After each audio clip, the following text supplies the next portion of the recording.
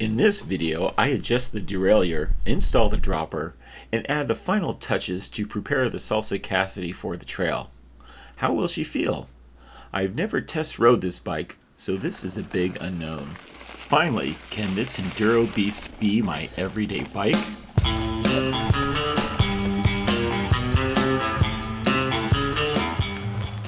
Installing a drivetrain may seem intimidating, but if you remember these tips, it should hopefully go pretty smoothly. First, make sure the cable housing is installed properly.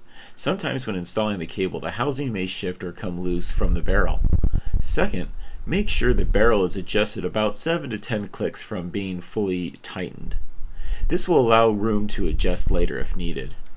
Finally, when tightening down the cable, make sure that you pull out any slack, but don't overdo it. It may make the cable too tight and difficult to adjust.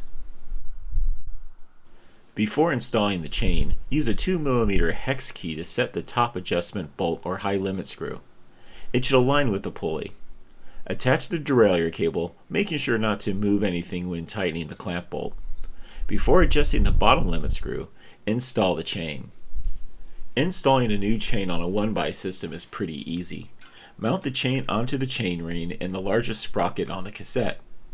Based on where the 0 point on the sprocket, count either 6 or 5 links and mark the link to remove. Cut the chain and install using the quick link.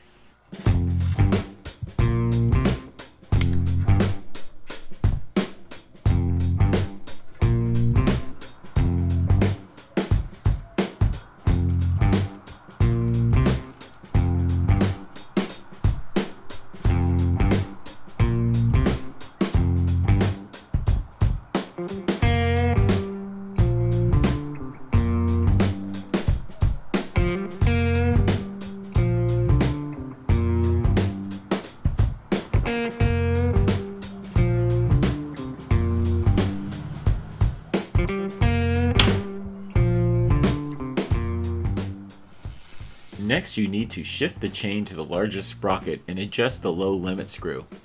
Finally, while still on the largest sprocket, use the end adjustment screw to make sure the derailleur cage doesn't interfere with the cassette. There is a marking on the cage which shows where to adjust it compared to the cassette. Once everything is lined up, it should be ready to go. I only had to do a single click on the barrel to make it run through the gears pretty smoothly. The last step with the drivetrain is to lower the chain guide based on the size of the chain ring. Since I'm using a 30-tooth ring, it goes all the way down.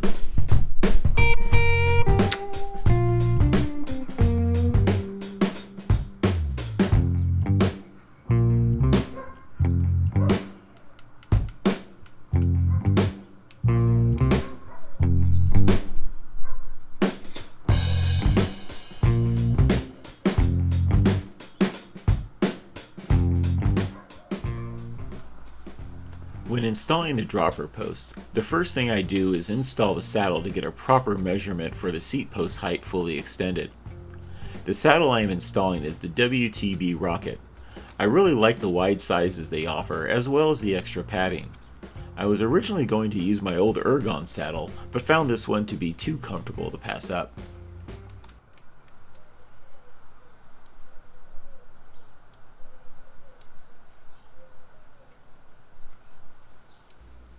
For me to sit on the bike, I need to install the pedals.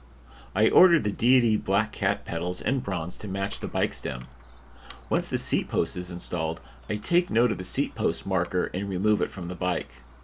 I measure the distance from the mark in the bottom of the dropper post so I know how short I will need to cut the cable housing for the remote. The remote lever is the P&W loam lever. It has worked well for me in the past and I have no issues of adding it to my new bike.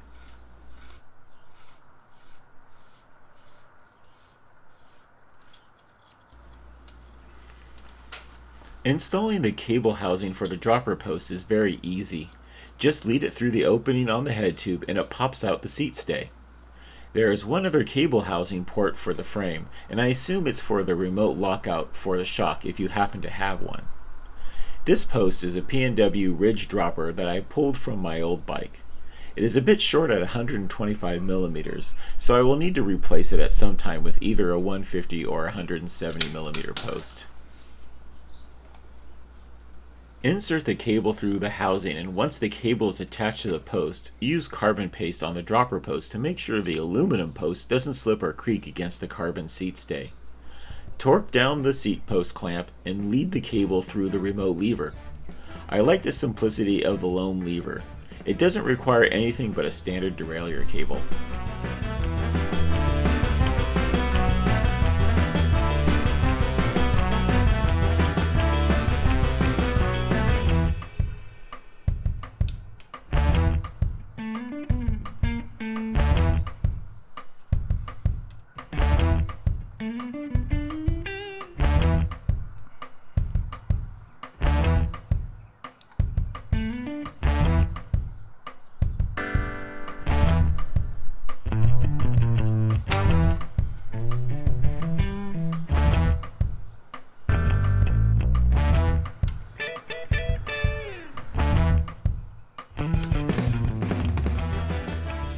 Now for the final touches. I picked up the Salsa water bottle cage. It can be set up to pull from the left or right. The frame comes with a strap to hold down a spare tube. I like how it has the rubber protective pad for the tube. I do believe Salsa has a small bag that can fit in this space, but for now this is perfect.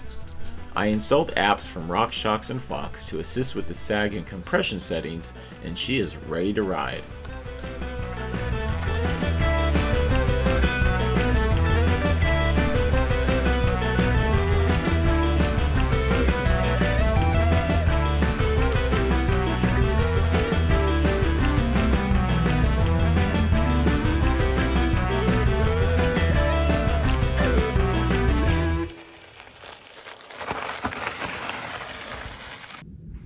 Okay, so I'm gonna introduce the Desert Night here. We'll go from the front and work our way back. So in the front here is our RockShox Zeb Select fork. So it is 180 millimeters of travel. It is connected to a Shimano SLX front hub there with a ICE 203 millimeter rotor. And then you can see on the calipers in the front here, the Shimano SLX 4-piston calipers there for the brakes there. The wheel itself is a DT Swiss and FR, the Freeride 560 series, so it's a very, very strong rim. And the rubber on here is the Minion DHF, just the EXO because that's all they had available at the time, but in a nice tan sidewall. All right, at the cockpit here, obviously we talked about the SLX brakes, so these are the reservoirs for them, and the single finger levers. I also have the iSpec connected derailleur lever underneath it, so it hooks into the same clamp here. So nice and convenient, and you can balance it very easily. Now, since I put the bike together, I did change up a couple things. I actually switched out to these ESI grips. They're just basic silicone, but I really just like the thick, meaty size of them. And they're actually made in Arizona here. All right, going to the front here, we have our Deity stem. It is a 35 millimeter stem for a 35 millimeter handlebar. This is the race face effect. This came actually off the old bike. And of course, the timber bell, which we all need. The last piece here is the PNW loam lever that we use for the dropper post. Oh, I guess the one other thing I can state here is that this is the Cane Creek 40 headset. And this is our logo for at least the season here. All right, on the bike frame itself, this again is that PNW, it's like their ridge dropper. I'm probably going to have to replace this with a longer dropper. It's probably like 150 or 170 millimeters. But for now, this is fine. I cannibalized this also from the old bike. But I did switch out to this new saddle, which is the WTB Rocket saddle, which actually is quite comfortable, and it has a little extra thick padding on it. All right, as we go down in the bike here, this is the little Salsa built-in carrier for the tube. And we have here the factory Float X2 from Fox. So this is 165 millimeters of travel. along with the Kashima coating on there. So this is their definitely a nice spec'd shock that came with the frame. I added in the little Salsa right side water bottle holder here. It is just very convenient. I like to have a water bottle while I carry my stuff. I got my Deity matching with the stem pedals here, and the crank is the SLX crank. It is a 30-tooth chain ring in the front there. It also has the MRP chain guide that also came along with the frame. The rear triangle here is, this is a split pivot design, obviously, for what they use on most of these Salsa full suspension bikes. The only part that's aluminum on this frame is this one section down here is the chainstay. That is the only aluminum part. Everything else is carbon. All right, on the back here we have the SLX rear derailleur. It's a 1x12 derailleur, and it has obviously the clutch system, and this is their new, it works on the micro spline, which is what this SLX cassette is connected to. It is a Shimano hub, along with, of course, the same front as the front wheels, the FR 560s.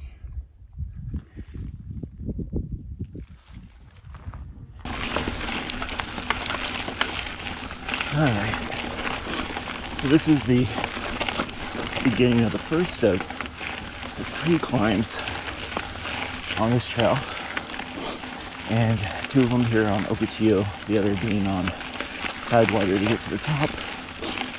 And so far everything is going good. The bike is heavy, but with this newer geometry, it has a similar feel to the climb. Now granted, this is just the beginning, so I'll have to see what it's like when we get further along up this hill.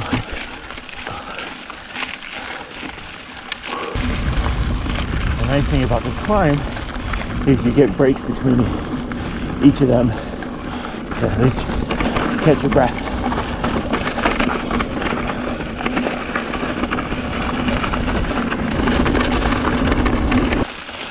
Okay, I'm about a quarter through, maybe a third through the second climb. This is the longer one of the climbs, and not as steep as the first or the third,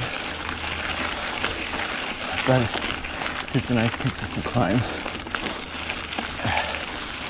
You know, I take it that my speed is about the same as my old bike, but definitely I feel a bit more stable, especially on the switchbacks. This Mono SLX 1x12 is performing quite admirably. No problem shifting under those heavy torques. It's pretty smooth. And the 30 front and 51 back, when needed, seems to work pretty well. I don't think I'll have to go to a 28 chain ring in the front.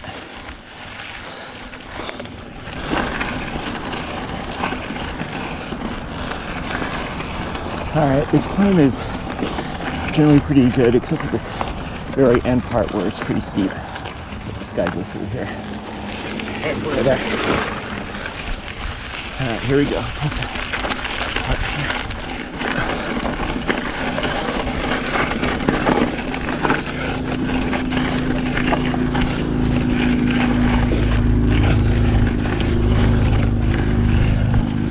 Alright. And that was the second climb. So now we get a little break before the third climb.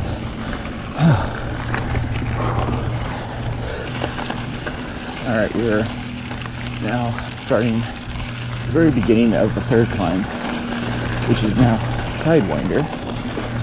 Got a little nice drink break there at the trailhead on the north side of the trail. And now we get to do our third climb, and I always find this climb to be kind of the toughest but the most rewarding, because once you get to the top, you get, as Emily would say, all the dessert. Unfortunately, 20 to 30 minutes of climbing and only maybe 3 to 4 minutes of downhill, so that's the sucky part. Anyway, this trail's, again, gets a little steep towards the end, but then you're also pushing it the hardest at that time just to get to the very top.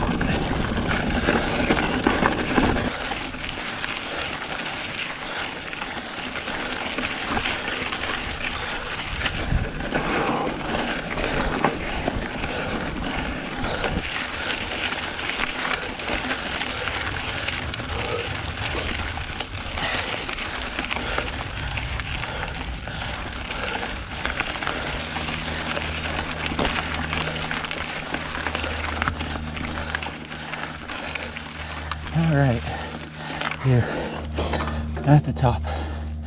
Not too bad. All right. Now for downhill. And this trail is crowded, so I'm gonna have to keep it under control, but we'll see how it goes. Turn looks pretty good. All right, let's take retrace a little bit.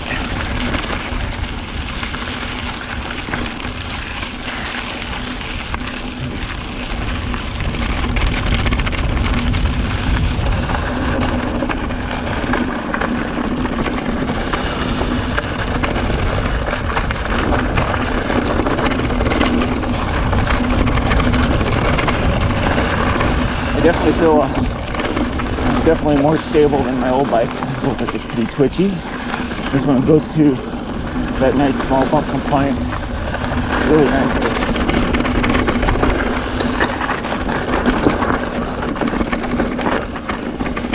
I want to come up on your left. Thank you so much.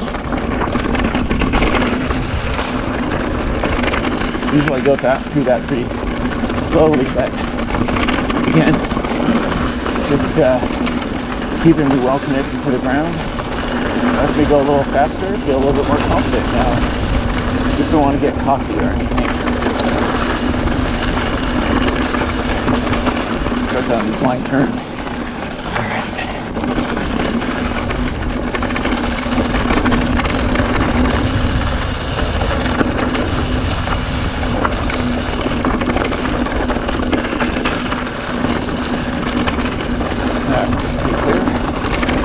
Trail maintenance here, which is actually cleaned up a lot of the loose stuff, which actually makes you feel like you go even faster. Very nice work.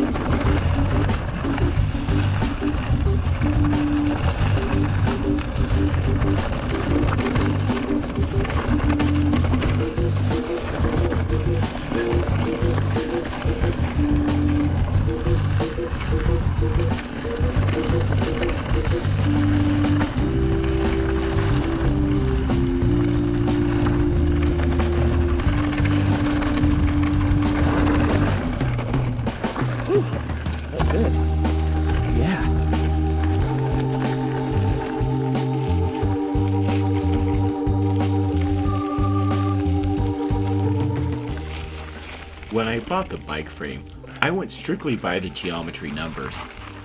None of the local bike shops had a Cassidy in stock, or even her shorter travel sister, the Blackthorn. I watched online reviews, and I kept hearing that no matter what bike you purchase out there, it should be a good bike. So once I found something that I liked, I put the order in, and here we are. And I couldn't be happier. I still have a lot to learn about this bike's capabilities, and it will take some time to get adjusted. I rode my last bike for over 6 years, and some of my old riding habits will probably stick around.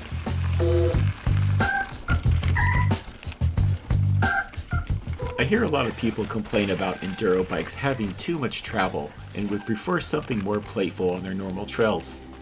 However, I prefer stability over playfulness, even though I may not ride that fast downhill. Comparing the bike to my old, climbing feels the same or slightly better due to the geometry, so I don't mind pushing up a few extra pounds to get to the top of the trail. I feel comfortable leaving the Fox Factory Float X2 shock in the full open position during the climbs. The combination of the shock and the split pivot design is not overly active and makes for a pretty good climb, even for a tank. So can this be my only bike? Yes it can. My riding style is basically 2 to 3 hour expeditions and not all day events. The desert trails are rocky and I hope to challenge myself on more technical terrain. I also plan to travel to a couple bike parks this summer, as well as Prescott, Sedona, and Flagstaff to get away from the heat. I think she will perform well in these places. Riding through the open desert with Emily, we thought about the dark colors and the protective nature of the bike and came up with the name, the Desert Knight. I will call her Brienne for short. Well, thanks for watching. If you enjoyed this video, please hit the like button. It really helps. If you are interested in mountain biking, Airstreams, product reviews, or travel, hit subscribe.